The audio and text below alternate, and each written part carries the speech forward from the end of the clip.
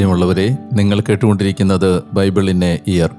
ഒരു വർഷം കൊണ്ട് വിശുദ്ധ ബൈബിൾ വായിച്ച് മനസ്സിലാക്കാൻ സഹായിക്കുന്ന ഈ ദൈവവചന വായനാ പദ്ധതി നിങ്ങളിലേക്ക് എത്തിക്കുന്നത് അസൻഷൻ. ഞാൻ ഡാനിയലച്ചൻ. വചന വായനയിലൂടെ ദൈവസ്വരം കേൾക്കാനും ദൈവത്തിൻ്റെ കണ്ണുകളിലൂടെ നമ്മുടെ ജീവിതത്തെ നോക്കിക്കാണാനും ബൈബിളിലൂടെ മനോഹരമായ ഒരു യാത്രയ്ക്ക് നിങ്ങളെ ഞാൻ ക്ഷണിക്കുകയാണ്. വിശുദ്ധ വേദപുസ്തകത്തിലെ 73 ഗ്രന്ഥങ്ങളിലായി പരന്നു കിടക്കുന്ന മനുഷ്യരക്ഷയുടെ മഹാസംഭവം ഒറ്റപ്രമേയമായി വായിക്കാൻ the great adventure Bible timeline എന്ന വായനാ സഹായി നമ്മൾ ഉപയോഗിക്കുന്നു. BIYindia.com/മലയാളം എന്ന ലിങ്കിൽ നിന്ന് റീഡിംഗ് പ്ലാൻ ലഭ്യമാണ്. ഇന്ന് 292 ദിവസം. ഇന്നത്തെ വായനാ ഭാഗങ്ങൾ 1 മക്കബായർ അധ്യായം 11, പ്രഭാഷകന്റെ പുസ്തകം അധ്യായങ്ങൾ 28ഉം 29ഉം, സുഭാഷിതങ്ങൾ അധ്യായം 23 വാക്യങ്ങൾ 9 മുതൽ 12 വരെ. നമുക്ക് വചനം വായിക്കാം. നാം വചനം വായിക്കുമ്പോൾ വചനം നമ്മെ വായിക്കുന്നു. 1 മക്കബായർ അധ്യായം 11. അലക്സാണ്ടറിൻ്റെ പതനം. അപ്പോൾ ഈജിപ്ത് രാജാവ് കടൽ തീരത്തെ മണൽത്തരി പോലെ അസംഖ്യം പടയാളികളെയും അനേകം കപ്പലുകളെയും ശേഖരിക്കുകയും തന്ത്രപൂർവം അലക്സാണ്ടറിൻ്റെ രാജ്യം തട്ടിയെടുത്ത് അതിനെ തൻ്റേതിനോട് ചേർക്കാൻ ഉദ്യമിക്കുകയും ചെയ്തു. സമാധാന വചസ്സുകളുമായി അവൻ സിറിയയിലേക്ക് പുറപ്പെട്ടു. പട്ടണങ്ങളിൽ നിന്നുള്ളവർ അവന് കവാടങ്ങൾ തുറന്നു കൊടുക്കുകയും അവനെ സ്വീകരിക്കുകയും ചെയ്തു. അവനെ സ്വീകരിക്കാൻ അലക്സാണ്ടർ രാജാവ് ആജ്ഞാപിച്ചിരുന്നു, കാരണം അവൻ അയാളുടെ ശ്വശുരനായിരുന്നു. എന്നാൽ നഗരങ്ങളിൽ പ്രവേശിക്കുമ്പോൾ ടോളമി ഓരോ നഗരത്തിലും കാവലിനായി സേനകളെ ഏർപ്പെടുത്തുമായിരുന്നു. അവർ അസോത്തൂസിനെ സമീപിച്ചപ്പോൾ അഗ്നിക്കിരയാക്കപ്പെട്ട ദാഗോണിൻ്റെ ക്ഷേത്രവും നശിപ്പിക്കപ്പെട്ട അസോത്തൂസും അതിൻ്റെ സമീപ പ്രദേശങ്ങളും ചിതറിക്കിടന്ന ശരീരങ്ങളും യുദ്ധത്തിൽ ജോനാഥാൻ ദഹിപ്പിച്ചവരുടെ കരിഞ്ഞ ജഡങ്ങളും അവർ അവന് കാണിച്ചു കൊടുത്തു. എന്തെന്നാൽ അവർ അവൻ്റെ വഴിയിൽ അക്കൂട്ടരുടെ മൃതശരീരങ്ങൾ കുന്നുകൂട്ടിയിരുന്നു. ജോനാഥാനിൽ കുറ്റമാരോപിക്കേണ്ടതിന് അവൻ്റെ ചെയ്തികൾ അവർ രാജാവിനോട് വിവരിച്ചു. എന്നാൽ രാജാവ് മൗനം ദീക്ഷിച്ചതേയുള്ളൂ. ജോപ്പായിൽ വെച്ച് ജോനാഥാൻ പ്രതാപപൂർവം രാജാവിനെ സ്വീകരിച്ചു. അവർ പരസ്പരം അഭിവാദനം ചെയ്യുകയും അന്ന് രാത്രി അവിടെ ചെലവഴിക്കുകയും ചെയ്തു. എലവത്തേരൂസ് എന്ന് വിളിക്കപ്പെടുന്ന നദി വരെ രാജാവിനെ അനുയാത്ര ചെയ്തതിന് ശേഷം ജോനാഥാൻ ജെറുസലേമിലേക്ക് തിരിച്ചു പോന്നു. സെലൂക്യ സമുദ്രതീരം വരെയുള്ള തീരദേശ പട്ടണങ്ങളുടെ മേൽ ടോളമി രാജാവ് ഭരണം നടത്തുന്നതിനോടൊപ്പം അലക്സാണ്ടറിനെതിരെ ദുരാലോചനകളും ചെയ്തുകൊണ്ടിരുന്നു. അവൻ പ്രതിനിധികളെ അയച്ച് ദെമത്രിയൂസ് രാജാവിനോട് ഇപ്രകാരം പറഞ്ഞു: വരൂ, നമുക്ക് പരസ്പരം ഒരു ഉടമ്പടി ചെയ്യാം. അലക്സാണ്ടറിൻ്റേതായിരുന്ന എൻ്റെ മകളെ നിനക്ക് ഞാൻ തരാം. അങ്ങനെ നിന്റെ പിതാവിൻ്റെ രാജ്യത്ത് നിനക്ക് ഭരണം നടത്തുകയും ചെയ്യാം. എൻ്റെ മകളെ അവന് നൽകിയതിൽ ഞാനിപ്പോൾ ഖേദിക്കുന്നു. എന്തെന്നാൽ അവൻ എന്നെ വധിക്കാൻ ശ്രമിച്ചിരിക്കുന്നു. അയാളുടെ രാജ്യം മോഹിച്ചിരുന്നതിനാലാണ് അവൻ അയാൾക്കെതിരെ കുറ്റാരോപണം നടത്തിയത്. അപ്പോൾ അവൻ തൻ്റെ മകളെ തിരിച്ചെടുത്ത് ദെമത്രിയൂസിന് നൽകി. അങ്ങനെ അലക്സാണ്ടറുമായി അവൻ ഭിന്നതയിലായി. അവരുടെ ശത്രുത പ്രത്യക്ഷമായി. ടോളമി അന്ത്യോക്യയിൽ പ്രവേശിച്ച് ഏഷ്യയുടെ കിരീടം ധരിച്ചു. അങ്ങനെ അവൻ 2 രാജ്യങ്ങളുടെ, ഈജിപ്തിൻ്റെയും ഏഷ്യയുടെയും കിരീടങ്ങൾ തൻ്റെ ശിരസിൽ ധരിച്ചു. ആ സമയം അലക്സാണ്ടർ രാജാവ് കിലിക്കിയിലായിരുന്നു. കാരണം ആ സ്ഥലങ്ങളിൽ നിന്നുള്ള ആളുകൾ ഒരു വിപ്ലവത്തിലായിരുന്നു. ഇത് കേട്ടപ്പോൾ അലക്സാണ്ടർ അവനെതിരെ യുദ്ധത്തിന് പുറപ്പെട്ടു. എന്നാൽ ടോളമി ശക്തമായ കരത്തോടെ വന്ന് അവനെ നേരിട്ട് അവനെ പലായനം ചെയ്യിച്ചു. അലക്സാണ്ടർ അറേബ്യയിലേക്ക് പലായനം ചെയ്യുകയും അവിടെ അഭയം പ്രാപിക്കുകയും ചെയ്തു. ടോളമി രാജാവ് അങ്ങനെ ഉന്നതസ്ഥാനീയനായി. അപ്പോൾ അറേബ്യനായ സബ്ദിയേൽ അലക്സാണ്ടറിൻ്റെ ശിരസ് ഛേദിച്ച് ടോളമിക്ക് അയച്ചു കൊടുത്തു. എന്നാൽ 3 ദിവസങ്ങൾക്ക് ശേഷം ടോളമി രാജാവ് മരണമടഞ്ഞു. കോട്ടകളിലുണ്ടായിരുന്ന അവൻ്റെ ആളുകൾ മുഴുവൻ കോട്ടവാസികളാൽ കൊല്ലപ്പെട്ടു. അങ്ങനെ 167 ആണ്ടിൽ ദെമത്രിയൂസ് രാജാവായി. ജോനാഥാനും ദെമത്രിയൂസും തമ്മിൽ സഖ്യം. അക്കാലത്ത് ജെറുസലേമിലുള്ള കോട്ട ആക്രമിക്കുന്നതിന് വേണ്ടി യൂദയായിലുള്ളവരെ ജോനാഥാൻ വിളിച്ചുകൂട്ടുകയും അതിനെതിരെ അവൻ ധാരാളം യുദ്ധോപകരണങ്ങൾ നിർമ്മിക്കുകയും ചെയ്തു. എന്നാൽ തങ്ങളുടെ ജനത്തെ തന്നെ വെറുത്തിരുന്ന ചില നിയമവിരുദ്ധരായ മനുഷ്യർ ചെന്ന് ജോനാഥാൻ കോട്ട പിടിച്ചെടുക്കുന്നുവെന്ന് രാജാവിനെ ധരിപ്പിച്ചു. ഇത് കേട്ടവൻ രോഷാകുലനായി. കേട്ടപാടെ അവൻ പുറപ്പെട്ട് ടോളമായിസിലേക്ക് വന്നു. ആക്രമണം തുടരരുതെന്നും താനുമായി സംഭാഷണത്തിനായി എത്രയും വേഗം ടോളമായിസിൽ വന്ന് തന്നെ കാണണമെന്നും അവൻ ജോനാഥാൻ എഴുതി. ഇത് കേട്ടപ്പോൾ ആക്രമണം തുടരാനാണ് ജോനാഥാൻ ആജ്ഞാപിച്ചത്. എങ്കിലും ഇസ്രായേലിലെ ഏതാനും ശ്രേഷ്ഠന്മാരെയും പുരോഹിതന്മാരെയും തിരഞ്ഞെടുത്ത് അവൻ ആപത്ത് സ്വയം നേരിടാൻ തീരുമാനിച്ച് സ്വർണവും വെള്ളിയും തുണിത്തരങ്ങളും മറ്റ് നിരവധി സമ്മാനങ്ങളും എടുത്ത് ടോളമായിസിൽ രാജാവിൻ്റെ അടുക്കിലേക്ക് പോയി. അവൻ അയാളുടെ സന്നിധിയിൽ പ്രീതി കണ്ടെത്തി. സ്വജനത്തിൽപ്പെട്ട ചില നിയമരഹിതർ അവനെതിരെ പരാതി പറഞ്ഞുകൊണ്ടിരുന്നെങ്കിലും രാജാവ് തൻ്റെ മുൻഗാമികൾ ചെയ്തതുപോലെ തന്നെ അവനോട് വർത്തിക്കുകയും അവൻ്റെ എല്ലാ സുഹൃത്തുക്കളുടെയും മുമ്പിൽ വെച്ച് അവനെ ഉന്നതസ്ഥാനീയനാക്കുകയും ചെയ്തു. അയാൾ അവന് പ്രധാന പുരോഹിത സ്ഥാനവും മുമ്പുണ്ടായിരുന്ന മറ്റ് ബഹുമതികളും സ്ഥിരീകരിക്കുകയും അവനെ തൻ്റെ പ്രമുഖ സ്നേഹിതന്മാരിൽ ഒരുവനായി പരിഗണിക്കുകയും ചെയ്തു. യൂദായെയും സമറിയായിലെ 3 പ്രവിശ്യകളെയും കപ്പത്തിൽ നിന്ന് ഒഴിവാക്കണമെന്ന് അപ്പോൾ ജോനാഥാൻ രാജാവിനോട് അഭ്യർത്ഥിക്കുകയും അയാൾക്ക് 300 താലന്ത് വാഗ്ദാനം ചെയ്യുകയും ചെയ്തു. രാജാവ് അത് സമ്മതിച്ചു. അയാൾ ജോനാഥാന് ഇക്കാര്യങ്ങളെക്കുറിച്ചെല്ലാം കത്തുകൾ എഴുതി. അവയിലുണ്ടായിരുന്നത് ഇപ്രകാരമായിരുന്നു: സഹോദരനായ ജോനാഥാനും യഹൂദ ജനതയ്ക്കും ദമത്രിയൂസ് രാജാവിൻ്റെ അഭിവാദനം. നിങ്ങളെക്കുറിച്ച് ഞങ്ങളുടെ ബന്ധുവായ ലാസ്തനസിന് ഞങ്ങൾ എഴുതിയത് നിങ്ങൾ അറിയേണ്ടതിന് ആ കത്തിൻ്റെ പകർപ്പ് നിങ്ങൾക്കും ഞങ്ങൾ എഴുതുന്നു. പിതാവായ ലാസ്തനസിന് ദമത്രിയൂസ് രാജാവിൻ്റെ അഭിവാദനം. ഞങ്ങളുടെ മിത്രങ്ങളും ഞങ്ങളോടുള്ള കടപ്പാടുകൾ നിർവഹിക്കുന്നവരുമായ യഹൂദ ജനത്തിന് അവർക്ക് ഞങ്ങളോടുള്ള സന്മനസ്സിനെ പ്രതി നന്മ ചെയ്യാൻ ഞങ്ങൾ തീരുമാനിച്ചിരിക്കുന്നു. യൂദയാദേശങ്ങളും സമരിയയിൽ നിന്ന് യൂദയായോട് ചേർക്കപ്പെട്ട അഫൈറേമ, ലിദ്ദ, റത്താമിൻ എന്നീ പ്രവിശ്യകളും അവരുടേതാണെന്ന് തീർപ്പ് കൽപ്പിച്ചിരിക്കുന്നു. ഇവയും ഇവയുടെ പ്രാന്തപ്രദേശങ്ങളും സമറിയയിൽ നിന്നെടുത്ത് യൂദയായോട് ചേർക്കപ്പെട്ടത് ജെറുസലേമിൽ ബലിയർപ്പിക്കുന്ന എല്ലാവർക്കും വേണ്ടിയാണ്. മുമ്പ് ആണ്ടുതോറും ഭൂമിയുടെ ഉൽപ്പന്നങ്ങളിൽ നിന്നും വൃക്ഷഫലങ്ങളിൽ നിന്നുമായി രാജാവ് സ്വീകരിച്ചിരുന്ന രാജഭോഗത്തിന് പകരമായാണിത്. കൂടാതെ ദശാംശമായും കപ്പമായും ഞങ്ങൾക്ക് ലഭിക്കേണ്ടവയിൽ നിന്നും ഉപ്പളങ്ങളിൽ നിന്നും ഞങ്ങൾക്ക് ലഭിക്കേണ്ടവയിൽ നിന്നും ഞങ്ങൾക്ക് ലഭിക്കേണ്ട കിരീട നികുതിയിൽ നിന്നുമെല്ലാം ഇനി മുതൽ ഞങ്ങൾ അവർക്ക് ഇളവ് കൊടുക്കുന്നു. ഇനി മുതൽ ഒരു കാലത്തും ഇവയിൽ നിന്ന് ഒന്നും നീക്കം ചെയ്യപ്പെടുകയില്ല.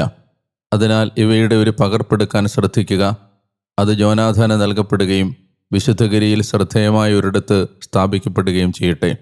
തൻ്റെ മുമ്പിൽ ദേശം ശാന്തമാണെന്നും തന്നോട് ആർക്കും എതിർപ്പില്ലെന്നും കണ്ട് ദമത്രിയൂസ് രാജാവ് വിദേശീയരുടെ സേനയൊഴികെ തൻ്റെ മറ്റെല്ലാ സേനാവിഭാഗങ്ങളെയും ഓരോരുത്തരെയും സ്വഭവനത്തിലേക്ക് പിരിച്ചുവിട്ടു. തന്മൂലം അവൻ്റെ പിതാക്കന്മാരുടെ കാലത്തു നിന്നുള്ള പടയാളികളെല്ലാം അവനെ വെറുത്തു. മുൻകാലത്ത് അലക്സാണ്ടറിനെ തുണച്ചിരുന്നവരിൽ ഒരുവനായ ട്രിഫോ സൈന്യം മുഴുവൻ ദമത്രിയൂസിനെതിരെ പിറുവിറുക്കുന്നുവെന്ന് കണ്ട് അലക്സാണ്ടറിൻ്റെ കൊച്ചുമകൻ അന്തിയോക്കസിനെ വളർത്തിയിരുന്ന അറബിയായ ഇമാൽക്കുവയുടെ അടുത്ത് ചെന്നു. അവൻ്റെ പിതാവിൻ്റെ സ്ഥാനത്ത് രാജാവാക്കേണ്ടതിന് അന്തിയോക്കസിനെ തനിക്ക് വിട്ടുതരണമെന്ന് ട്രിഫോ അയാളെ നിർബന്ധിച്ചു. ദമത്രിയൂസിൻ്റെ ചെയ്തികളെക്കുറിച്ചും അവനെ സ്വന്തം സേനകൾ വെറുക്കുന്നതിനെക്കുറിച്ചും അവൻ ഇമാൽക്കുവയ്ക്ക് വിശദീകരിച്ചു കൊടുത്തു. അനേകം ദിവസങ്ങൾ അവൻ അവിടെ താമസിക്കുകയും ചെയ്തു. ഇതിനിടെ ജെറുസലേമിൻ്റെ കോട്ടകളിലും ദുർഗങ്ങളിലുമുള്ള സൈനികരെ അവിടെ നിന്ന് ബഹിഷ്കരിക്കണമെന്നാവശ്യപ്പെട്ടുകൊണ്ട് ജോനാഥാൻ ദമത്രിയൂസ് രാജാവിന് അഭ്യർത്ഥന അയച്ചു. കാരണം അവർ ഇസ്രായേലിനെതിരെ പൊരുതിക്കൊണ്ടിരിക്കുകയായിരുന്നു. ദമത്രിയൂസ് ജോനാഥാന് ഇപ്രകാരം മറുപടി അയച്ചു: നിനക്കും നിന്റെ ജനത്തിനും വേണ്ടി ഞാൻ ഇവ മാത്രമല്ല ചെയ്യുക. സന്ദർഭം വരുമ്പോൾ ഞാൻ നിന്നെയും നിന്റെ ജനത്തെയും വലിയ ബഹുമതിയാൽ ആദരിക്കും. ഇപ്പോൾ എന്നെ സഹായിക്കാൻ കുറേ സേനാംഗങ്ങളെ അയച്ചു തന്നാൽ കൊള്ളാം. എന്തെന്നാൽ എൻ്റെ സേനകളെല്ലാം എന്നെ ഉപേക്ഷിച്ചു പോയിരിക്കുന്നു. അതനുസരിച്ച് 3000-ഓളം വീരയോദ്ധാക്കളെ ജോനാഥാൻ അന്ത്യോക്യയിൽ അവൻ്റെ പക്കലേക്ക് അയച്ചു. അവർ രാജാവിൻ്റെ അടുക്കലെത്തി. അവരുടെ വരവിൽ രാജാവ് വളരെ സന്തോഷിച്ചു. കാരണം രാജാവിനെ കൊല്ലുക എന്ന ലക്ഷ്യത്തോടെ നഗരത്തിൽ നിന്നുള്ള 1,20,000-ഓളം പേർ നഗരമധ്യേ ഒന്നിച്ചു കൂട്ടപ്പെട്ടിരുന്നു. രാജാവ് കൊട്ടാരത്തിൽ അഭയം പ്രാപിച്ചു. അപ്പോൾ നഗരവാസികൾ നഗരത്തിലെ പ്രധാന നിരത്തുകൾ കയ്യേറി അവർ യുദ്ധം ചെയ്യാൻ തുടങ്ങി. രാജാവ് യഹൂദരെ സഹായത്തിന് വിളിച്ചു. അവരെല്ലാവരും അവൻ്റെ ചുറ്റും വിന്യസിക്കപ്പെട്ടു. ആ സമയത്ത് തന്നെ അവർ നഗരത്തിലെങ്ങും നിരന്നു. 100,000-ഓളം പേരെ അന്ന് തന്നെ അവർ കൊന്നൊടുക്കി. അവർ നഗരം അഗ്നിക്കിരയാക്കി. ആ ദിവസം അവർ ധാരാളം കൊള്ളവസ്തുക്കൾ ശേഖരിക്കുകയും രാജാവിനെ രക്ഷിക്കുകയും ചെയ്തു. യഹൂദർ നിശ്ചയിച്ചതുപോലെ തന്നെ അവർ നഗരം കൈയടക്കിയെന്ന് കണ്ടപ്പോൾ നഗരവാസികൾ മനോധൈര്യം നഷ്ടപ്പെട്ടവരായി. അവർ ഇപ്രകാരം രാജാവിന് നേർക്ക് യാചനാപൂർവം വിളിച്ചപേക്ഷിച്ചു: ഞങ്ങൾക്ക് വലങ്കൈ നൽകണമേ. ഞങ്ങൾക്കും നഗരത്തിനുമെതിരെ യഹൂദർ യുദ്ധം ചെയ്യുന്നത് അവസാനിപ്പിക്കട്ടെ. അവർ ആയുധങ്ങൾ ഉപേക്ഷിച്ച് സമാധാനം സ്ഥാപിച്ചു. അങ്ങനെ യഹൂദർ രാജാവിൻ്റെ മുമ്പിലും അവൻ്റെ രാജ്യത്തിലെ എല്ലാ ജനത്തിൻ്റെ മുമ്പിലും ബഹുമാനിതരായി. ധാരാളം കൊള്ളവസ്തുക്കളുമായി അവർ ജെറുസലേമിലേക്ക് മടങ്ങി. അങ്ങനെ ദമത്രിയൂസ് രാജാവ് തൻ്റെ രാജ്യത്തിൻ്റെ സിംഹാസനത്തിൽ പിന്നെയും ഉപവിഷ്ടനായി. അവൻ്റെ മുമ്പിൽ ദേശം ശാന്തമായി. ദമത്രിയൂസിനെതിരെ എന്നാൽ അയാൾ പറഞ്ഞിരുന്നതെല്ലാം അയാൾ ലംഘിച്ചു. അയാൾ ജോനാഥാനിൽ നിന്ന് അകന്നു. അവനിൽ നിന്ന് അയാൾക്ക് ലഭിച്ച ഉപകാരങ്ങൾക്ക് അയാൾ പ്രത്യുപകാരം ചെയ്തില്ലെന്ന് മാത്രമല്ല, അവനെ വളരെയേറെ ദ്രോഹിക്കുകയും ചെയ്തു. ഇക്കാര്യങ്ങൾക്ക് ശേഷം ട്രിഫോ തിരിച്ചെത്തി. യുവകുമാരനായ അന്തിയോക്കസ് അവനോടൊപ്പം ഉണ്ടായിരുന്നു. അവൻ കിരീടം ധരിച്ച് ഭരണം ആരംഭിച്ചു. ദമത്രിയൂസ് പിരിച്ചുവിട്ട സേനകളെല്ലാം അവൻ്റെ പക്കൽ വിളിച്ചുകൂട്ടപ്പെട്ടു. അയാൾക്കെതിരെ അവർ പൊരുതി. അയാൾ പലായനം ചെയ്തു. അങ്ങനെ അയാൾ തുരത്തപ്പെട്ടു. ട്രിഫോ മൃഗങ്ങളെ കൈവശപ്പെടുത്തുകയും അന്ത്യോക്യ തൻ്റെ നിയന്ത്രണത്തിലാക്കുകയും ചെയ്തു. യുവാവായ അന്തിയോക്കസ് ജോനാഥാൻ ഇപ്രകാരം എഴുതി: പ്രധാന പുരോഹിതനായി നിന്നെ ഞാൻ സ്ഥിരീകരിക്കുകയും 4 പ്രവിശ്യകളുടെ മേൽ നിയമിക്കുകയും രാജമിത്രങ്ങളിൽ ഒരാളാക്കുകയും ചെയ്യുന്നു. അവൻ സ്വർണ്ണത്തളികകളും ഭക്ഷണശാലാ ശുശ്രൂഷകരെയും അവനു വേണ്ടി അയച്ചു. സുവർണ ചഷകങ്ങളിൽ നിന്ന് പാനം ചെയ്യാനും രാജവസ്ത്രവും സ്വർണ്ണപ്പതക്കവും ധരിക്കാനുമുള്ള അവകാശവും അവന് നൽകി. അവൻ്റെ സഹോദരനായ ശിമെയോനെ ടൈറിലേക്കുള്ള കയറ്റം മുതൽ ഈജിപ്തിൻ്റെ അതിർത്തികൾ വരെയുള്ള പ്രദേശങ്ങളുടെ ഭരണാധികാരിയാക്കുകയും ചെയ്തു. ജോനാഥാൻ പുറപ്പെട്ട് നദിക്കക്കരെയുള്ള ദേശത്തും നഗരങ്ങളിലുമായി സഞ്ചരിച്ചുകൊണ്ടിരുന്നു. സിറിയ സൈന്യം മുഴുവൻ സഖ്യകക്ഷിയായി അവനോട് ചേർക്കപ്പെട്ടു. അസ്കലോണിലെത്തിയപ്പോൾ നഗരവാസികൾ അവനെ മോടിയോടെ എതിരേറ്റു. അവിടെ നിന്ന് അവൻ ഗാസായിലേക്ക് പോയി. എന്നാൽ ഗാസ നിവാസികൾ അവനെ പുറത്തു നിർത്തി നഗരകവാടങ്ങൾ അടച്ചു കളഞ്ഞു. അതിനാൽ അവൻ നഗരം വളയുകയും അതിൻ്റെ സമീപ പ്രദേശങ്ങൾ അഗ്നിക്കിരയാക്കുകയും കൊള്ളയടിക്കുകയും ചെയ്തു. ഗാസ നിവാസികൾ ജോനാഥാനോട് അപേക്ഷിക്കുകയും അവൻ അവർക്ക് വലങ്കൈ നൽകുകയും ചെയ്തു. തുടർന്ന് അവൻ അവരുടെ ഭരണാധിപന്മാരുടെ മക്കളെ ജാമ്യത്തടവുകാരായി പിടിച്ച് ജെറുസലേമിലേക്ക് അയച്ചു. ദമാസ്കസ് വരെ അവൻ രാജ്യത്തുടനീളം സഞ്ചരിച്ചു. തന്നെ അധികാരത്തിൽ നിന്ന് നീക്കാൻ ഉദ്ദേശിച്ചുകൊണ്ട് ദമത്രിയൂസിൻ്റെ സേനാധിപന്മാർ വലിയൊരു സൈന്യവുമായി ഗലീലയിലെ കാദേശിൽ എത്തിയിട്ടുണ്ടെന്ന് ജോനാഥാൻ കേട്ടു. തൻ്റെ സഹോദരനായ ശിമെയോനെ നാട്ടിൽ നിർത്തിക്കൊണ്ട് അവൻ അവരെ നേരിടുന്നതിനായി പോയി. ശിമെയോൻ ബേത്സൂറിന് മുമ്പിൽ പാളയമടിക്കുകയും അനേക ദിവസം അതിനെതിരെ പടപൊരുതുകയും അതിനെ ഉപരോധിക്കുകയും ചെയ്തു. അവർ അപ്പോൾ വലങ്കൈ തരാൻ അപേക്ഷിക്കുകയും അവനത് അവർക്ക് കൊടുക്കുകയും ചെയ്തു. എന്നാൽ അവൻ അവിടെ നിന്ന് അവരെ പുറത്താക്കി നഗരം കൈയടക്കുകയും ഒരു കാവൽ സൈന്യത്തെ അവിടെ ഏർപ്പെടുത്തുകയും ചെയ്തു. ഗനസറത്ത് ജലാശയത്തിനരികെ ജോനാഥാനും അവൻ്റെ സേനയും പാളയമടിച്ചു. അതിരാവിലെ എഴുന്നേറ്റ് അവർ ഹാസോർ സമതലത്തിലേക്ക് തിരിച്ചു. പക്ഷേ വിദേശീയ സൈന്യം സമതലത്തിൽ വെച്ച് അവനുമായി ഏറ്റുമുട്ടി. അവനെതിരെ മലകളുടെ മുകളിൽ അവർ ഒരു കെണിയൊരുക്കി അവനെ നേരിട്ടു. അപ്പോൾ പതിയിരുന്നവർ ഒളിസ്ഥലങ്ങളിൽ നിന്ന് എഴുന്നേറ്റ് യുദ്ധത്തിൽ അണിചേർന്നു. സൈന്യാധിപന്മാരായിരുന്ന അബ്സലോമിൻ്റെ മകൻ മത്താത്തിയാസും കാൽഫിയുടെ മകൻ യൂദാസും ഒഴികെ ജോനാഥാനോടൊപ്പമുണ്ടായിരുന്നവരിൽ നിന്ന് ആരും അവശേഷിക്കാതെ എല്ലാവരും പലായനം ചെയ്തു. ജോനാഥാൻ തൻ്റെ വസ്ത്രം കീറി തലയിൽ പൂഴി വിതറി പ്രാർത്ഥിച്ചു. അവൻ മടങ്ങിച്ചെന്ന് അവരോട് യുദ്ധം ചെയ്ത് അവരെ തുരത്തി. അവർ പലായനം ചെയ്തു. അവൻ്റെ പക്ഷത്തു നിന്ന് പലായനം ചെയ്തവർ അത് കണ്ട് അവൻ്റെ അടുക്കലേക്ക് തിരിച്ചു വന്നു. അവർ അവനോടൊപ്പം കാദേശിൽ അവരുടെ പാളയം വരെ ശത്രുക്കളെ പിന്തുടർന്നു. അവിടെ അവർ പാളയമടിച്ചു. വിദേശീയരിൽ 3000-ഓളം സൈനികർ ആ ദിവസം മരിച്ചു വീണു. അനന്തരം ജോനാഥാൻ ജെറുസലേമിലേക്ക് മടങ്ങി. പ്രഭാഷകൻ അധ്യായം 28. തെറ്റുകൾ ക്ഷമിക്കുക. പ്രതികാരം ചെയ്യുന്നവൻ കർത്താവിൽ നിന്ന് പ്രതികാരം കണ്ടെത്തും. അവൻ്റെ പാപങ്ങൾക്ക് അവിടുന്ന് തീർച്ചയായും കണക്ക് വെക്കും. നിന്റെ അയൽക്കാരനോട് ദ്രോഹം ക്ഷമിക്കുക. എങ്കിൽ നീ പ്രാർത്ഥിക്കുമ്പോൾ നിന്റെ പാപങ്ങൾ മോചിപ്പിക്കപ്പെടും. മനുഷ്യൻ മനുഷ്യനോട് പക വെച്ചു പുലർത്തുന്നു. എന്നിട്ട് അവന് കർത്താവിൻ്റെ പക്കൽ പൊറുതി ആഗ്രഹിക്കാനാകുമോ? തനിക്ക് സമനായ മനുഷ്യനോട് കരുണയില്ലാത്തവന് സ്വന്തം പാപങ്ങളെ പ്രതി പ്രാർത്ഥിക്കാനാകുമോ? കേവലം ജഡമായുള്ളവൻ വിദ്വേഷം വെച്ചുകൊണ്ടിരിക്കുന്നെങ്കിൽ അവൻ്റെ പാപങ്ങൾക്ക് ആര് പരിഹാരം ചെയ്യും? ശത്രുതയിലായിരിക്കുന്നവനെ അവസാന കാര്യങ്ങൾ ഓർക്കുക. നാശത്തിനും മരണത്തിനും വിരാമമിടാനും കൽപ്പനകളിൽ നിലനിൽക്കുക. കൽപ്പനകളും അത്യുന്നതൻ്റെ ഉടമ്പടിയും ഓർത്ത് അയൽക്കാരനോട് വിദ്വേഷം പുലർത്താതിരിക്കുക. അജ്ഞത അവഗണിക്കുക. കലഹത്തിൽ നിന്ന് ഒഴിഞ്ഞു നിൽക്കുക. പാപങ്ങളിൽ നിനക്ക് കുറവുണ്ടാകും. എന്തെന്നാൽ കുപിതനായ മനുഷ്യൻ കലഹം ജ്വലിപ്പിക്കുന്നു. പാപിയായ മനുഷ്യൻ സ്നേഹിതരെ ദ്രോഹിക്കുകയും സമാധാനത്തിലായിരിക്കുന്നവരുടെ ഇടയിൽ ഭിന്നത പരത്തുകയും ചെയ്യുന്നു. അഗ്നിയിലുള്ള വിറകനുസരിച്ച് അത് ഉജ്ജ്വലിതമാകും. കലഹത്തിൻ്റെ കാഠിന്യമനുസരിച്ച് അത് ഉജ്ജ്വലിതമാകും. മനുഷ്യൻ്റെ ശക്തിക്കനുസരിച്ചായിരിക്കും അവൻ്റെ കോപം, ധനത്തിനനുസരിച്ച് അവൻ്റെ ക്രോധം ഉയരും. തിടുക്കത്തിലുള്ള വാഗ്വാദം അഗ്നി ജ്വലിപ്പിക്കുന്നു, പെട്ടെന്നുള്ള ഷണ്ഠ രക്തച്ചൊരിച്ചിൽ ഉളവാക്കുന്നു. തീപ്പൊരിയിലേക്ക് ഊതിയാൽ അത് ജ്വലിക്കും, അതിന്മേൽ തുപ്പിയാൽ അത് അണയ്ക്കപ്പെടും. രണ്ടും നിന്റെ വായിൽ നിന്ന് തന്നെ പുറപ്പെടുന്നു. പരദൂഷണം. പരദൂഷകനെയും ഏഷണിക്കാരനെയും നിങ്ങൾ ശപിക്കുവിൻ, എന്തെന്നാൽ സമാധാനത്തിൽ കഴിഞ്ഞിരുന്ന അനേകരെ അവൻ നശിപ്പിച്ചിട്ടുണ്ട്. അപവാദപരമായ നാവ് അനേകരെ ഉലച്ചിട്ടുണ്ട്. ജനതകളിൽ നിന്ന് ജനതകളിലേക്ക് അവരെ ചിതറിച്ചിട്ടുണ്ട്.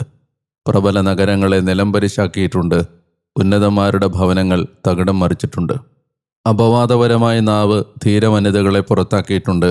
അവരുടെ അധ്വാന ഫലങ്ങൾ അവർക്ക് നിഷേധിച്ചിട്ടുമുണ്ട്. അതിന് ചെവി കൊടുക്കുന്നവൻ ഒരിക്കലും സ്വസ്ഥത കണ്ടെത്തുകയില്ല, ശാന്തതയോടെ വസിക്കുകയുമില്ല. ചാട്ടയടി മുറിവുണ്ടാക്കുന്നു, എന്നാൽ നാവുകൊണ്ടുള്ള പ്രഹരം അസ്ഥികൾ തകർക്കും. വാൾത്തലയാൽ അനേകർ വീണിട്ടുണ്ട്, അവരോ നാവിലൂടെ വീണിട്ടുള്ളവരോളം വരില്ല. അതിൽ നിന്ന് സംരക്ഷിതൻ, അതിൻ്റെ കോപത്തിലൂടെ കടന്നു പോകാത്തവൻ, അതിൻ്റെ നുകം വഹിക്കാത്തവൻ, അതിൻ്റെ ചങ്ങലകളാൽ ബന്ധിതനാകാത്തവൻ അവനാണ് അനുഗ്രഹീതൻ. എന്തെന്നാൽ അതിൻ്റെ നുകം ഇരുമ്പ് നുകവും അതിൻ്റെ ചങ്ങല പിച്ചള ചങ്ങലയുമാണ്. അതുമൂലമുള്ള മരണം ദുർമരണമാണ്. പാതാളമാണ് അതിനേക്കാൾ അഭികാമ്യം. അത് ഭക്തരെ ഒരിക്കലും ഗ്രസിക്കുകയില്ല. അതിൻ്റെ ജ്വാലയിൽ അവർ ദഹിപ്പിക്കപ്പെടുകയുമില്ല. കർത്താവിനെ പരിത്യജിക്കുന്നവർ അതിലേക്ക് നിപതിക്കും. അത് അവരുടെ ഇടയിൽ ജ്വലിക്കും. അത് അണയ്ക്കപ്പെടുകയേയില്ല. അത് സിംഹത്തെപ്പോലെ അവരുടെ മേൽ അയക്കപ്പെടും. പുലിയെപ്പോലെ അതവരെ ചീന്തിക്കളയും. നോക്കൂ, നിന്റെ ഭൂസ്വത്ത് മുള്ളുവേലി കൊണ്ട് സുരക്ഷിതമാക്കുക. നിന്റെ വെള്ളിയും സ്വർണവും പൂട്ടിസൂക്ഷിക്കുക. നിന്റെ വാക്കുകൾക്ക് നുകവും തുലാസും നിർമ്മിക്കുക. നിന്റെ വായ്ക്ക് വാതിലും സാക്ഷ്യയും നിർമ്മിക്കുക. അതിൽ തെന്നി വീഴാതിരിക്കാൻ നീ ശ്രദ്ധിക്കുക. പതിയിരിക്കുന്നവൻ്റെ മുമ്പിൽ വീഴാതിരിക്കുക. പ്രഭാഷകൻ അധ്യായം 29. കടവും ദാനവും. കരുണ ചെയ്യുന്നവൻ അയൽക്കാരന് കടം കൊടുക്കും. അങ്ങനെ തൻ്റെ കരം കൊണ്ട് ശക്തി പ്രാപിക്കുന്നവൻ കൽപ്പനകൾ പാലിക്കുന്നു.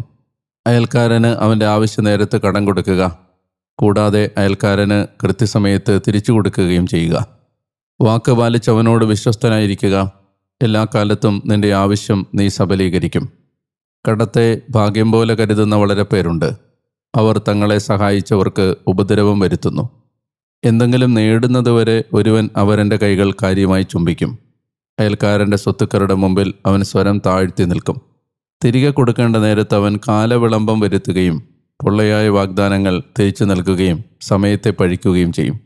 കൊടുത്തയാൾ ശക്തനാണെങ്കിൽ കഷ്ടിച്ച് പകുതിയെങ്കിലും ലഭിച്ചെന്ന് വരും. ഭാഗ്യം പോലെ അയാൾക്കത് കണക്കാക്കാം. അല്ലെങ്കിൽ അയാളുടെ സ്വത്തുക്കൾ സംബന്ധിച്ച് അവൻ അയാളെ വഞ്ചിച്ചത് തന്നെ. അങ്ങനെ ആവശ്യമില്ലാതെ അയാൾ അവനെ ഒരു ശത്രുവായി നേടുന്നു. ശാപങ്ങളും നിന്ദനങ്ങളും അവൻ അയാൾക്ക് തിരികെ നൽകും. അവൻ അയാൾക്ക് മാനത്തിന് പകരം അപമാനം തിരികെ നൽകും. ദുഷ്ടത മൂലമല്ലാതെ പലരും പിന്തിരിഞ്ഞു നിൽക്കുന്നു.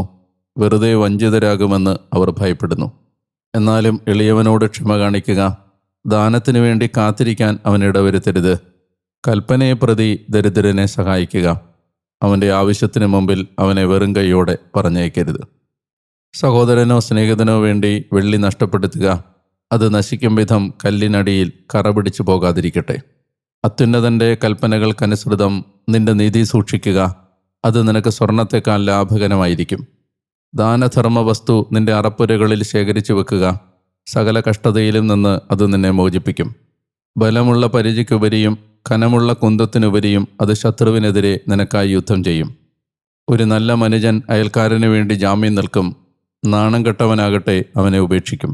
ജാമ്യക്കാരൻ്റെ സൽപ്രവൃത്തികൾ വിസ്മരിക്കരുത്, എന്തെന്നാൽ തൻ്റെ ജീവനാണ് അവൻ നിനക്കായി നൽകിയത്. പാപി ജാമ്യക്കാരൻ്റെ ഐശ്വര്യം നശിപ്പിക്കും.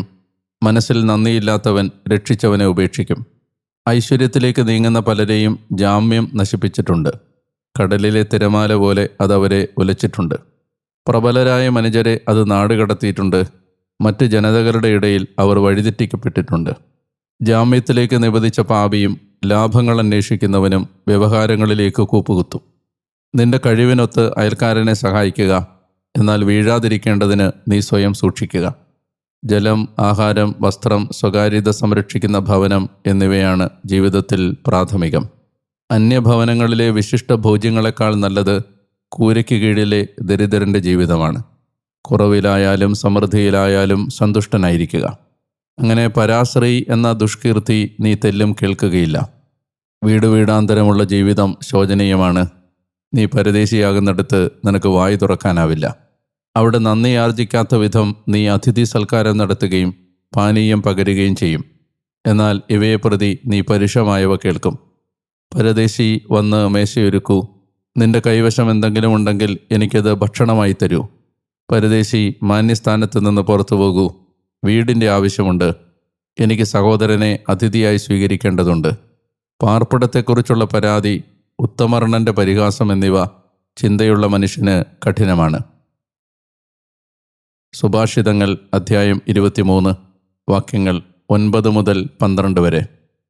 ഭോഷൻ കേൾക്കെ നീ സംസാരിക്കരുത്, എന്തെന്നാൽ നിന്റെ വചസ്സുകളിലെ പ്രബുദ്ധതയോട് അവന് നിന്നയായിരിക്കും. അതിർത്തി ഒരു കാലത്ത് നീ മാറ്റരുത്, അനാഥരുടെ നിലങ്ങളിൽ പ്രവേശിക്കുകയും അരുത്. എന്തെന്നാൽ അവരുടെ വീണ്ടെടുപ്പുകാരൻ ശക്തനാണ്, അവിടുന്ന് നീയുമായി അവരുടെ അന്യായം വാദിക്കും.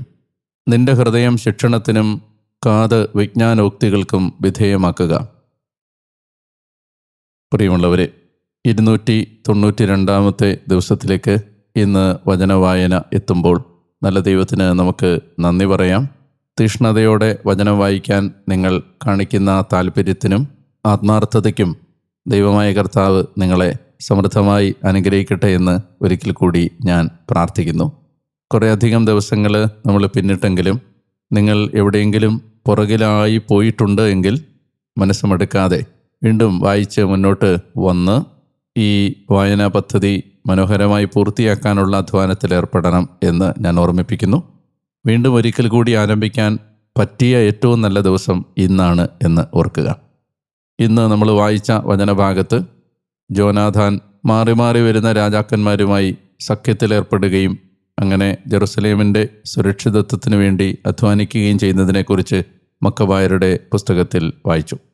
സുഭാഷിതങ്ങൾ 23 വരുമ്പോൾ അതിർത്തിക്കല്ല് മാറ്റരുത് എന്ന ഒരു നിരീക്ഷണം നമ്മൾ ശ്രദ്ധിച്ചു. മുൻകാലങ്ങളിൽ സ്ഥാപിക്കപ്പെട്ട ചില വ്യവസ്ഥിതികളോ ചില രീതികളോ ചില പാരമ്പര്യങ്ങളോ നമ്മൾ പെട്ടെന്നൊരാവേശത്തിൻ്റെ പേരിൽ മാറ്റാൻ ശ്രമിക്കുമ്പോൾ C.S. ലൂയിസ് പറയുന്നുണ്ട്, നീ ഒരു വേലി പൊളിക്കാൻ ശ്രമിക്കുമ്പോൾ ആ വേലി ആദ്യം എന്തിനു വേണ്ടിയാണ് നിർമ്മിക്കപ്പെട്ടത് എന്ന ചോദ്യം ചോദിച്ചിട്ട് വേണം അത് പൊളിക്കാൻ. ദൈവം നൽകിയിട്ടുള്ള കൽപ്പനകളുടെ കാര്യവും അങ്ങനെ തന്നെയാണ്. ദൈവവചനത്തിലെ ചില നിർദ്ദേശങ്ങളുണ്ട്. ആ നിർദ്ദേശങ്ങൾ ചിലപ്പോൾ ഇന്ന് ഈ കാലത്ത് നിന്ന് ചിന്തിക്കുമ്പോൾ അപ്രസക്തമോ കാലഹരണപ്പെട്ടതോ പഴക്കം ചെന്നതോ ഒക്കെയായി തോന്നാൻ ഇടയുണ്ടെങ്കിൽ ആദ്യം ചോദിക്കേണ്ട ചോദ്യം എന്തിനു വേണ്ടി ആ കൽപ്പന നൽകപ്പെട്ടു എന്നാണ്. ഉദാഹരണത്തിന് പഴയ നിയമത്തിലെ ചില ജീവിത നിർദ്ദേശങ്ങളിലൂടെ നമ്മുടെ വായന കടന്നു പോകുമ്പോൾ ഇന്ന് ഈ നൂറ്റാണ്ടിൽ ജീവിക്കുന്ന നമുക്ക് അതൊക്കെ പഴഞ്ചനായി തോന്നാനിടയുണ്ടെങ്കിലും എന്തിനു വേണ്ടി ആ കൽപ്പന നൽകപ്പെട്ടു എന്ന ഒരു ചോദ്യം ചോദിച്ചിട്ട് വേണം ചില കാര്യങ്ങളെ പെട്ടെന്ന് ഒഴിവാക്കാൻ ശ്രമിക്കുന്നത്. പ്രഭാഷകന്റെ പുസ്തകം പറഞ്ഞ 2 പ്രധാനപ്പെട്ട സൂചനകൾ കൂടി പങ്കുവെക്കാം. ഒന്നാമത്തേത്, ഈ വെറുപ്പും വിദ്വേഷവും മനസ്സിൽ വെക്കാതെ ഹൃദയപൂർവ്വം ക്ഷമിക്കണം എന്ന ആ പുതിയ നിയമത്തിൻ്റെ ആഹ്വാനത്തെ പഴയ നിയമം എത്ര ഗൗരവത്തോടെ കണ്ടിരുന്നു എന്ന് മനസ്സിലാക്കാൻ സഹായിക്കുന്നതാണ് പ്രഭാഷകനിൽ നമ്മൾ 28 വായിച്ച മറ്റുള്ളവരുടെ തെറ്റുകളും പാപങ്ങളും നീ പകവെച്ച് പുലർത്താതെ ക്ഷമിക്കണം എന്നുള്ളത്. നമ്മുടെ പ്രാർത്ഥനകൾ സ്വീകരിക്കപ്പെടുന്നതിൻ്റെ ഒരു പ്രധാനപ്പെട്ട മാനദണ്ഡമായി ബൈബിൾ അവതരിപ്പിക്കുന്നത് മറ്റുള്ളവരോട് ക്ഷമിക്കണം എന്നാണ്. അത് ഈശോയും അങ്ങനെ തന്നെ പറഞ്ഞിട്ടുണ്ട്. പ്രഭാഷകൻ 28 നമ്മളങ്ങനെ വായിച്ചു, അയൽക്കാരൻ്റെ ദ്രോഹം ക്ഷമിച്ചാൽ നീ പ്രാർത്ഥിക്കുമ്പോൾ നിന്റെ പാപങ്ങൾ ക്ഷമിക്കപ്പെടും എന്ന് നമ്മൾ കണ്ടു. മാത്രമല്ല, തനിക്ക് തുല്യനായ മനുഷ്യനോട് കരുണ കാണിക്കാത്തവന് സ്വന്തം പാപങ്ങളുടെ മോചനത്തിൻ്റെ സാധ്യത പ്രതീക്ഷിക്കാൻ കഴിയില്ല എന്നും അവിടെ പറഞ്ഞ കാര്യം ഓർക്കണം. മറ്റൊരു കാര്യം വളരെ ഗൗരവമായി അനേക വാക്യങ്ങളിലൂടെ പ്രഭാഷകൻ 28 പറഞ്ഞത് പരദൂഷണത്തെക്കുറിച്ചാണ്. സമാധാനത്തിൽ കഴിഞ്ഞിരുന്ന അനേകരെ നശിപ്പിക്കുകയും ജനതകളെ ചിതറിക്കുകയും അനേകരുടെ ജീവിതത്തെ ഉലച്ചു കളയുകയും പ്രബല നഗരങ്ങളെ നിലംപരിശാക്കുകയും അനേക ഭവനങ്ങൾ തകിടം മറിക്കുകയും അനേകം പേർക്ക് അവരുടെ അധ്വാന ഫലങ്ങൾ നിഷേധിക്കുകയും അനേകം പേരുടെ സമാധാനം നഷ്ടപ്പെടുത്തുകയും ചെയ്ത ഒരു തിന്മയാണ് അപവാദം. ആ അപവാദം ചാട്ടയടി കൊണ്ടുണ്ടാക്കുന്ന മുറിവിനേക്കാളും ഭീകരമാണ് എന്ന് പ്രഭാഷകൻ സൂചിപ്പിക്കുന്നു. വാൾത്തലയാൽ വീണിട്ടുള്ളവരെക്കാളും അധികമാണ് നാവിലൂടെ വീണിട്ടുള്ളവരെന്ന നിരീക്ഷണം എത്രയോ ശരിയാണ്. അപ്പോൾ ആ ഒരു തിന്മയിൽ നിന്ന് മോചനം പ്രാപിക്കുക എന്നുള്ളത് വളരെ പ്രധാനപ്പെട്ടതാണ്. കുറ്റം പറയാതിരിക്കുക എന്നുള്ളത് കേൾക്കുമ്പോൾ വളരെ നിസ്സാരമായിട്ട് തോന്നാൻ ഇടയുണ്ടെങ്കിലും എത്ര ബുദ്ധിമുട്ടുള്ളൊരു കാര്യമാണത്. ആരെയും വിധിക്കാതെയും വിമർശിക്കാതെയും അളക്കാതെയും വിലയിരുത്താതെയും ഒക്കെ കടന്നു പോകാൻ കഴിയുന്നത് അസാധാരണമായ ഒരു ആത്മീയ ബലമുള്ളവർക്ക് മാത്രം സാധിക്കുന്ന ഒരു കാര്യമാണ്. അതുകൊണ്ട് ഇന്ന് ഈ വചനം വായിച്ച് പൂർത്തിയാക്കുമ്പോൾ നമുക്ക് കർത്താവിനോട് പ്രാർത്ഥിക്കാം, ദൈവമേ, കുറ്റം പറയാതെയും വിധിക്കാതെയും നിന്ദിക്കാതെയും ഒക്കെ ജീവിക്കാൻ പറ്റുന്ന ഒരു ആത്മീയ പാകത ഞങ്ങൾക്ക് തരണമേ എന്ന് നമുക്ക് കർത്താവിനോട് പ്രാർത്ഥിക്കാം. പിതാവായ ദൈവമേ, ഈ വചനത്തിനായി ഞാൻ അങ്ങേക്ക് നന്ദി പറയുന്നു. ഓരോ ദിവസവും അവിടുത്തെ സ്വരം കേട്ട് ഞങ്ങളുടെ ജീവിതത്തിൽ മാലിന്യങ്ങൾ നിറഞ്ഞു നിൽക്കുന്ന മേഖലകൾ കണ്ടെത്താൻ ഞങ്ങളെ അങ്ങ് സഹായിക്കുന്നുണ്ട്. സത്യത്തിൽ എത്രയോ ഭാഗ്യമാണ് അത്യുന്നതൻ്റെ വാക്കുകൾ കേട്ടുകൊണ്ട് ഒരു ദിവസം തുടങ്ങുക എന്നത്. ഞങ്ങൾക്ക് ആ കൃപ അവിടുന്ന് ഈ 2025 കുറച്ചുകൂടി സവിശേഷമായിട്ട് തന്നതിന് ഞാൻ അങ്ങേക്ക് നന്ദി പറയുന്നു. കർത്താവെ, മറ്റുള്ളവരോട് ഹൃദയപൂർവ്വം ക്ഷമിക്കാൻ കഴിയണമെങ്കിൽ അത് കഴിവുകൊണ്ട് സാധിക്കില്ല, അത് കൃപയാൽ മാത്രമേ കഴിയൂ എന്ന് തിരിച്ചറിയുന്നു. ആ കൃപയ്ക്ക് വേണ്ടി പ്രാർത്ഥിക്കുന്നു. അതുപോലെ നാവിനെ പരദൂഷണത്തിൽ നിന്ന് സ്വതന്ത്രമാക്കുകയും കുറ്റം വിധിക്കാതെ ജീവിക്കാൻ പറ്റുന്ന ഒരു നിഷ്കളങ്ക സ്നേഹം സഹജീവികളോട് ഉണ്ടാകുന്ന വിധത്തിൽ ഞങ്ങളുടെ ഹൃദയത്തിൽ അങ്ങയുടെ സ്നേഹം നിറയ്ക്കുകയും ചെയ്യണമേ എന്നും ഞാൻ അങ്ങയോട് പ്രാർത്ഥിക്കുന്നു. ഈ വായനാ പദ്ധതിയിൽ എനിക്കൊപ്പം പങ്കുചേരുന്ന എല്ലാ പ്രിയപ്പെട്ടവരെയും ഓർത്ത് ഞാൻ അങ്ങയെ മഹത്വപ്പെടുത്തുകയും അവർക്ക് വേണ്ടി ഒരിക്കൽ കൂടി അങ്ങയോട് ഞാൻ അപേക്ഷിക്കുകയും ചെയ്യുന്നു. യേശുവിൻ്റെ നാമത്തിൽ ആമേൻ. പ്രിയപ്പെട്ടവരെ, നാളെ വീണ്ടും ഈ വചന ശബ്ദവുമായി നിങ്ങളുടെ കുടുംബങ്ങളിലേക്ക്, നിങ്ങളുടെ ജീവിത പരിസരങ്ങളിലേക്ക് എത്താൻ ഞാൻ പ്രാർത്ഥനയോടെ കാത്തിരിക്കുന്നു. ഈ വചന വായനാ പദ്ധതിയെ മറ്റുള്ളവർക്ക് പരിചയപ്പെടുത്താൻ നിങ്ങൾ മറക്കരുത്.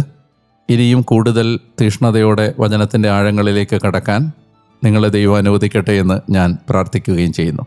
നല്ല ഒരു ദിവസം ദൈവമഹത്വത്തിനായിട്ട് ജീവിക്കാം. നാളെ വീണ്ടും കണ്ടുമുട്ടുന്നതിന് മുമ്പ് നിങ്ങൾ അറിയണം, ഞാൻ ഡാനിയലച്ചൻ, ഞാൻ നിങ്ങൾക്ക് വേണ്ടി പ്രാർത്ഥിച്ചുകൊണ്ടേയിരിക്കുന്നു. അതുവരെ സ്നേഹിച്ചും പ്രാർത്ഥിച്ചും ഈശോയെ പങ്കുവച്ചും നമുക്ക് നന്നായി ജീവിക്കാം. സർവശക്തൻ നിങ്ങളെ അനുഗ്രഹിക്കട്ടെ. പിതാവിൻ്റെയും പുത്രൻ്റെയും പരിശുദ്ധാത്മാവിൻ്റെയും നാമത്തിൽ ആമേൻ.